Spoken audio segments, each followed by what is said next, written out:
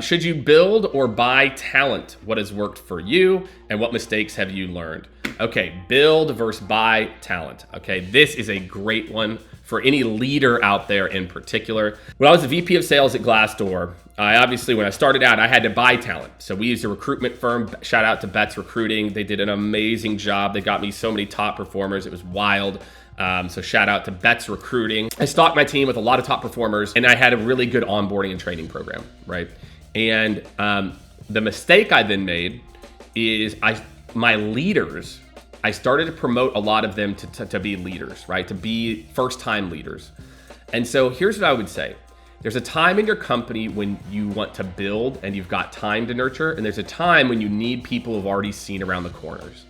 So to me, it's not black and white. It's not binary. Should I build? Should I buy? It could be in certain roles you can afford to build because you have processes, they're repeatable, and so people can come in.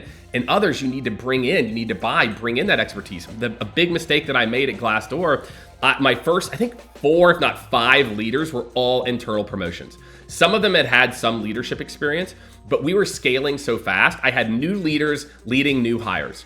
And it's not that they it failed, but they just didn't ramp as quick as if, we hadn't built out a robust leadership development program, for example. So it's like, look, if you've got a robust leadership development program, then you can build leaders more effectively. If you have a bad leadership development program, how are you going to build or develop your leaders? And it's not just for leaders. You could say the same thing for sales operations, which is another group I think that people mess up the build versus buy. They put like a junior SDR. They're like, oh, this person knows Salesforce. Like, my friends, revenue operations and sales ops is not about knowing Salesforce. It's about strategy and support. And so I think that there's just a lot of those hires. So my final advice is, look, it's never build versus buy. Think build when I have a somewhat repeatable process in place that I can put people into. Think buy in situations where I need people to see around corners, right? Or my processes aren't as tight to where I can level someone up faster. So that is my talent advice for you.